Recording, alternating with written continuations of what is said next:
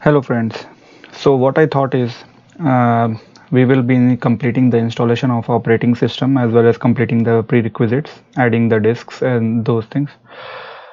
Before installing the so we will be completing all the installation part, right? Kind of we will not be setting up a data guard yet, but we will be completing the installation of ASM. Okay. So we are kind of creating a bed, kind of creating a base for everything. So what I'm trying to say is we don't have currently anything yet. So we will be if anybody do not have virtual machine, they can install the VMware virtualization or VMware virtual machine, and after that we will be starting to set up two nodes. This is not in cluster. These are the two single instance databases. I will be naming those databases while installation. Okay, setting up the common disks because we will be eventually installing the database into the common ASM storage. So ASM storage separate for the primary database. Okay, and ASM storage separate for the standby database. It's not common disk for both the nodes. Okay, this is not a cluster. Okay, so you need to make sure to clear that mind. We will be then installing the grid software, transferring the grid software, unzipping the grid software, and then eventually installing the grid binaries. Okay, after that we will be installing the Oracle database software on the primary database. We will be installing the Oracle database software on the standby database. Okay, then we will be installing the database, Oracle database, using the DBCA utility on the primary database. Okay, there at that step we will be stopping. Okay, so the primary database will have a instance, ASM instance running. Okay, database instance running as well as database up and running. Okay, standby database will have ASM instance running, Oracle software installed, but the database is not installed. We will be setting up the database using ARM and duplication, and then we will be doing all the setup of standby database. Okay, so don't worry about that. So we will be going through the complete step by step of what is needing to be done. So we are just creating a baseline. Okay, and after the completion of the baseline we will be starting the pathway or the map towards understanding how what is data guard, what is the architecture of the data guard, and everything about data guard, and then eventually we will be going through and using the arm and duplication and duplicating the database and then setting up the standby database. Okay, so we are just completing a prerequisite, kind of a bare minimum prerequisite. Okay, so that we have a primary database up and running, but standby database is not yet up. Okay, so you just follow along, just watch this video or do it at your home as well. You will understand what I'm trying to say. Okay, so first of all we will go through each step. Okay, at a very basic level so that everyone understand step by step of how everything is performed. Okay, let's move on.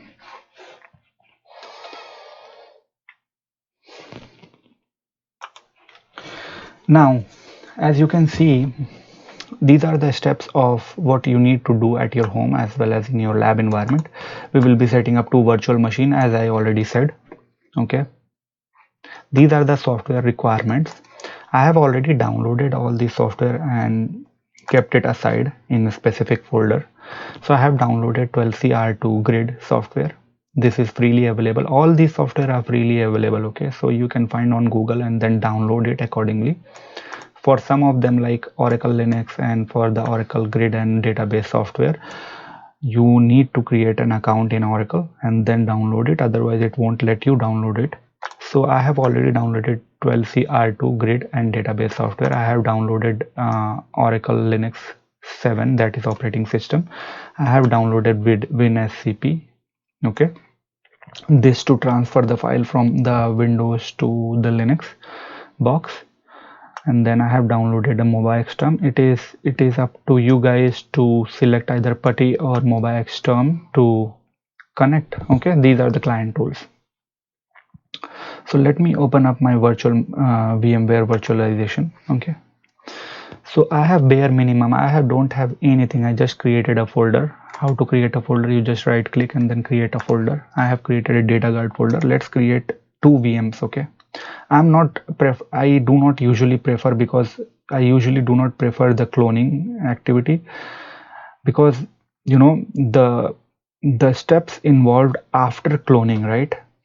After completing one complete machine and then cloning and activities needing to be performed on the other machine takes the same. I think that it takes the same amount of time. If I had 4 to 5 machines, then it would have been a proper way to actually clone these machines. But because we are just dealing with 2 nodes, so I would rather create 2 machines step by step. Okay, so I will show you one machine and then show you the initial steps of the other machine, and then you guys can follow using the same primary machine and then create the secondary as well. Okay, so let's do it. So what I'm doing is creating a new virtual machine. Okay, I'm using the custom. Just go next. Okay, make sure to find this file, ISO file, wherever or locate wherever you have downloaded it. I have actually kept it in D drive. It usually downloads in download folder, but I moved it to the D drive, so that's how I located it. Next, I will name this as primary.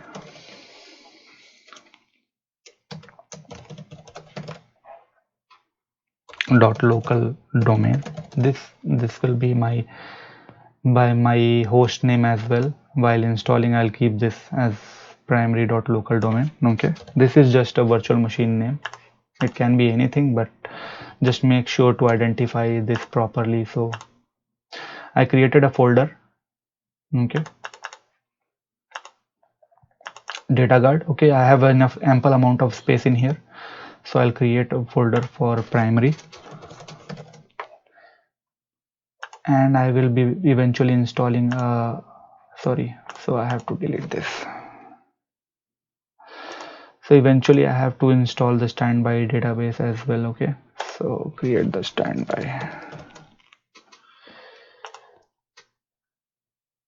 and what I will do, I'll create one more folder under this, disks for primary and disk for standby. Sorry, disks. So these disks are ASM disks. We will be creating a common disks as well. Okay, so let's select for primary. Okay, let's move on. Let's leave this processor settings as is. I'll create a,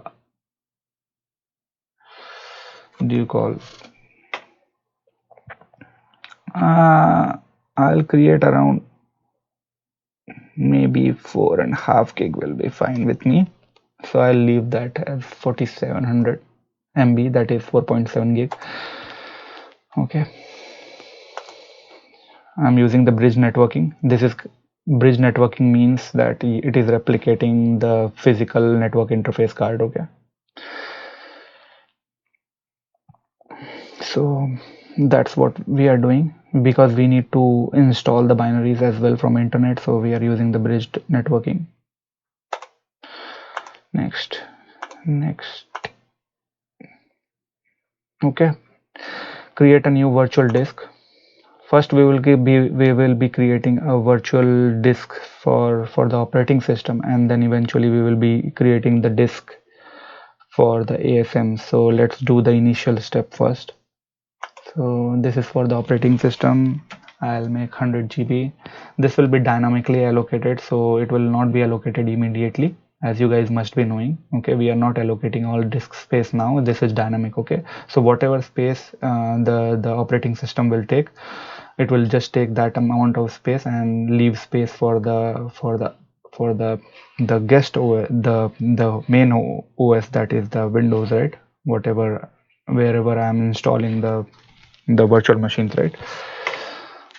That piece will be still available. The storage will be still available. That is called dynamic. Okay, so next, the disk file for the operating system, we will keep it at the same place. Let me navigate to data guard primary and I will keep it here. Okay, so guys, this particular disk is for operating system. Okay, this is not a common disk. This is just for the operating system itself, where we will be setting up /grid and /oracle mount point. So everything is done. Don't power it on. Finish it. Now, so what you need to do is just move into the data guard, edit this virtual machine. Now we will be needing to add 3 disks. This will be persistent disk. Okay, so we will be needing to allocate it, otherwise it will not recognize as persistent disk and you cannot treat this as a common disk. Okay, so it should not be dynamic, that's what I'm trying to say. So first disk will be 5 GB. This will be used for the OCR, that is for ext disk. We will allocate this disk now. Okay, this will be called as ext. Let's locate the primary under the disk. We'll save this and finish it. This is done. Let's add another disk. This is 50 GB. This is to set up the data files for the database. Okay, so we will call it data. This will take more amount of time.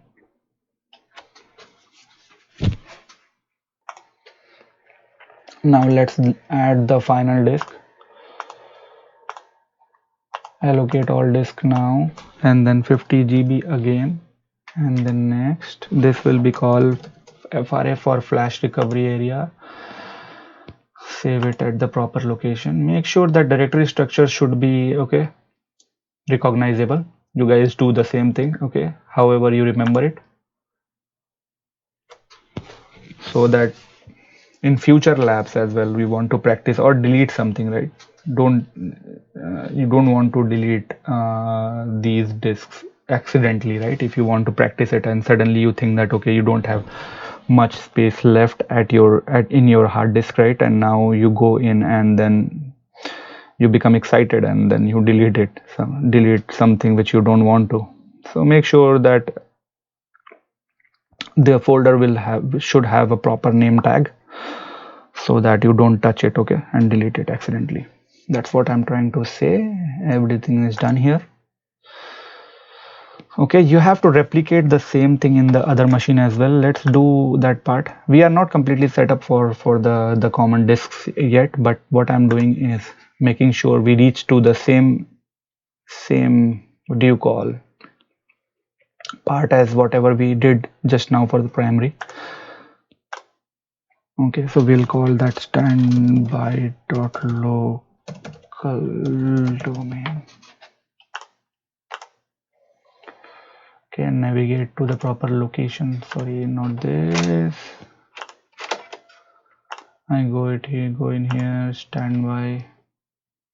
Okay, standby, I've selected it. Okay, I'll go with 4704.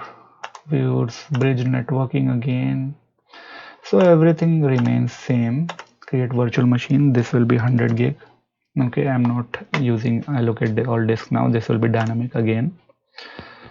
I'm going to store this at the proper location, which is standby location.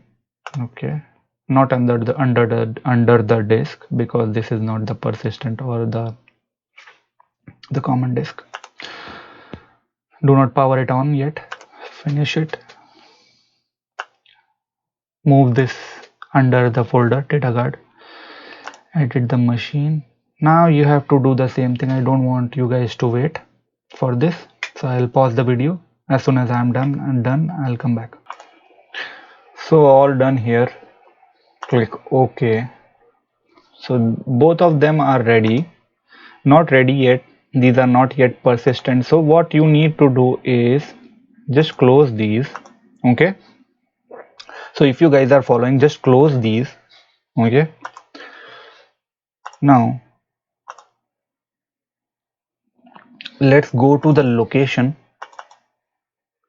primary. Okay, so let's go to the primary first. Open the Vmx file. You see this white icon? This is a Vmx file. Okay, and edit this with notepad or whatever means you have, or notepad plus plus. Okay, so we see that there are 3 disks. Okay, whatever we added just yet. Okay, just now, not just yet, but just now.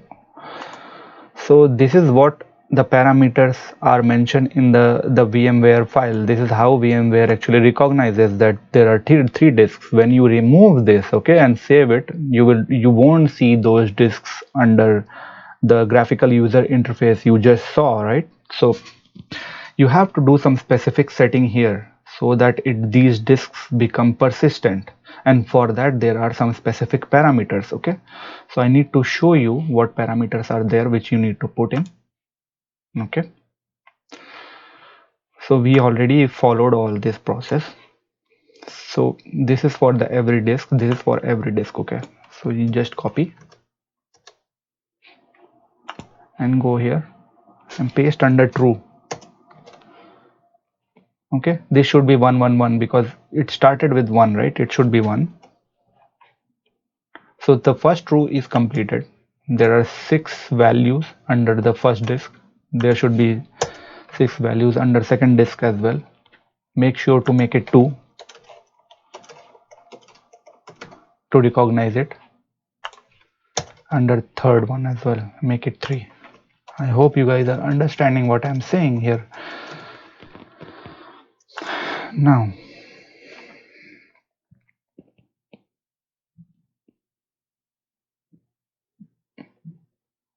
finally, there is final parameters. This one. This will be pasted at the last. And then save it and close it. Okay.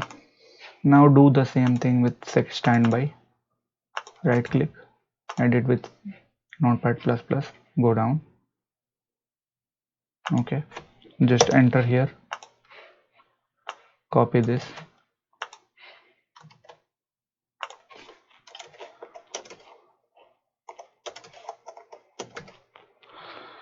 Okay. Enter here, paste.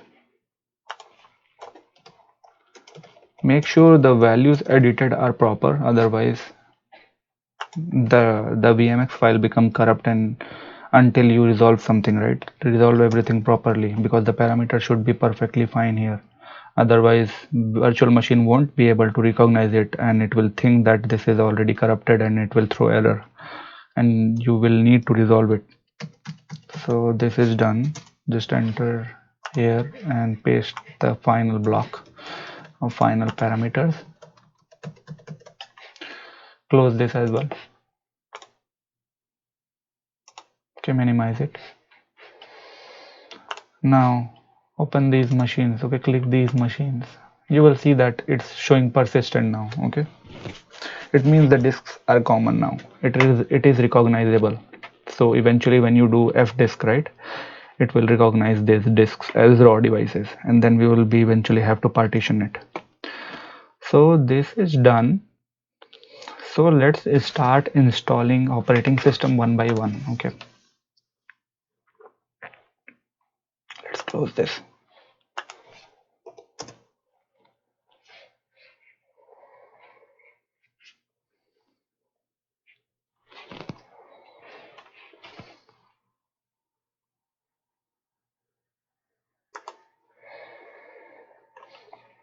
So you will eventually see the graphical user interface, which is this. Okay, let's move forward. Let's continue. Language is fine. It needs to recognize some specific settings under it. It will recognize software selection and everything, whatever it defaults to. Now software selection, which is very important, you need to select this server with GUI. Go down. Okay, select server with GUI, otherwise you will be left with black screen. So make sure this parameter you have selected it. You have to select system administration tools, compatibility libraries, and KDE, sorry, Java platform. So these three must be selected, then done. Let it recognize it.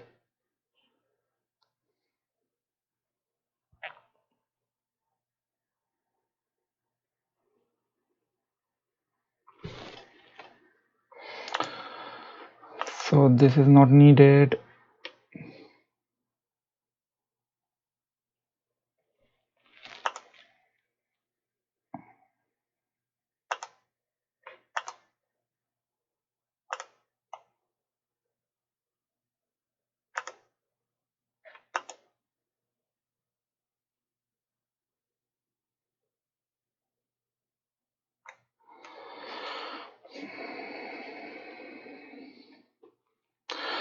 So yeah, so select the 100 GB because we have added multiple disks, right? So it was gray because it was thinking where you want to install it, right? So we don't want to touch all those 50, 50 and 5 gig. Okay, 50, 50 and 5 gig. So select the 100 GB and configure the custom partition. I will configure the partition. That's what you need to make sure. Now select drop down and then select the standard partition. Click plus. Okay, we will configure the root partition first. Give slash give 20,000, which is 20 gig. Add mount point. Make sure to do ext4. Now go next. Write slash oracle. This is mount point for installing the Oracle software, database software. Okay, let's give it 35,000. Okay, add mount point ext4 slash grid. This is to install the grid software. Okay, just give it 35,000 again. Add mount point.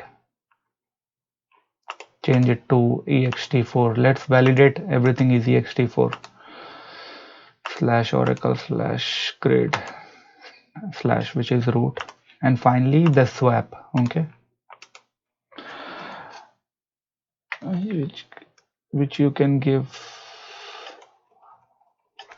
double the amount of RAM you have given. So 4700, so 4500, so 9, you should give 9000 and that should be fine. It will always be double of RAM. So add mount point. Okay, now we can increase the root because we still have 3300 MB left, which is 3.3 GB. So you can say 22, and that should be fine, right? It's okay that some space are left. So let's say done, accept changes. Kdump should be disabled, don't need that. Now important part, host name, make sure to enable the Ethernet card. Okay, I always configure the IP address, never make it what do you call dynamic. Make sure to check this box, automatically connect, otherwise while restarting the server the network will be disconnected and you have to keep on reconnecting. Okay, so better to select that and make sure everything is persistent towards different restarts, right? Now go to manual, configure the IP address and give the IP address of whatever IP addressing scheme I have at home. So 201.